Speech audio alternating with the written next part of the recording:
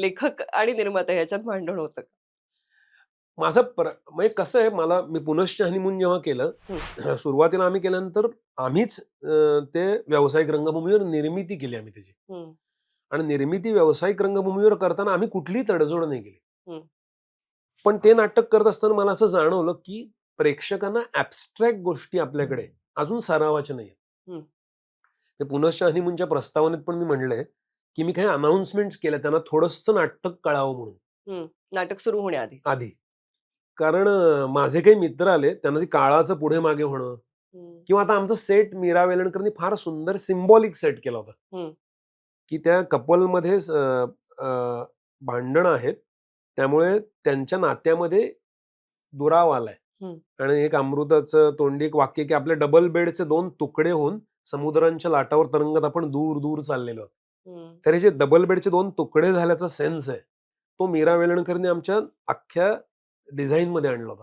हं. तिने सेट एक खोली बांधली आणि ती तोडून त्याचे तुकडे वेगवेगळ्या ठिकाणी प्लेस केले होते.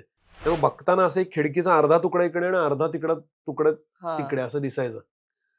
तर हे आणि काळात पुढे मागे येतोय. हो. माथेरानच्या हॉटेल रूममध्ये खटकन मुंबईच्या लोकलमध्ये येतोय. हं, तिथून पुन्हा माथेरान, पुन्हा मुंबईच्या घरात. हे जे फटाफट बदलायचं, ते अनेक प्रेक्षकांना पटकन कळायचं नाही. हं, ते मला येऊन अडचण म्हणायचे, "अहो, ते काय तुम्ही म्हणलाय?" माझे इंजिनिअरिंग कॉलेजचे मित्र हं. ते मला म्हणाले, "पुढच्या वेळी एक कळेल असं नाटक लिही रे बाबा." असंच म्हणाले. म्हणजे मी इतका म्हणजे तर आता हे झाल्यावर तर मी प्रेक्षकांशी बोलायचं मुद्दाम. हं, तर मला लक्षाला अच्छा तर ॲब्स्ट्रॅक्शनचा प्रश्न आहे, हं, की कळत कळत नाही. पण रिअलिस्टिक जर लिहिलं, हं. तर ते कळू शकतं. आता असेन मी, नसेन मी म्हणून मी तशा अर्थाने रिअलिस्टिक झोनमधलं लिहिलं, हो. की ज्याच्यात ॲब्स्ट्रॅक्ट काहीतरी त्यांना काही नाही. हं, कारण हा सेट आमचा बघून एक जर माणूस मला येऊन काळजीने म्हणाला, हं. की "तुम्ही पहिल्यांदाच निर्मिती केली म्हणून असं कुठनं-कुठनं तुकडे जमवून आणलेत का?" म्हटलं, "नाही, ती कन्सेप्ट आहे," म्हटलं त्याच्यामागे. म्हटलं, "हे बघा तुकडे झाले, हं, विखंडित हं, हं. झालं वगैरे." मग त्याने बघितलं आणि मग त्याला कळलं सडनली आणि मग तो मला अचानक त्याचे आणि त्याच्या बायकोचे कसे प्रॉब्लेम्सच सांगायला लागला. हं. तर त्याला बरोबर.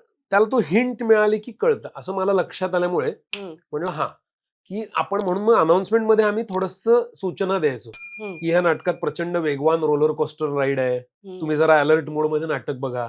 स्थळ काळाचे खूप खेळ आहेत. बरोबर. मग ते लोकं तयार व्हायचं आणि बसायचे. हं. तर असं काही काही वेळा थोडं करतं. तर आपल्याकडे अजून ऑडियन्सला ॲब्स्ट्रॅक्ट याचा सराव नाहीये व्यावसायिक रंगभूमीवर. बरोबर. प्रायोगिक रंगभूमीवर आहे, समांतर रंगभूमीला आहे. तर हं, मला असं वाटतं व्यावसायिक रंगभूमीवर पण अशा प्रकारची नाटकं येत राहायला हवीत सातत्याने. हं. वेगवेगळ्या प्रकारचं, की टाईमचा खेळ आहे आणि तीही लोकांनी जर स्वीकारली, तर एक वेगळं एक्सप्रेशन तयार होऊ शकतं ना.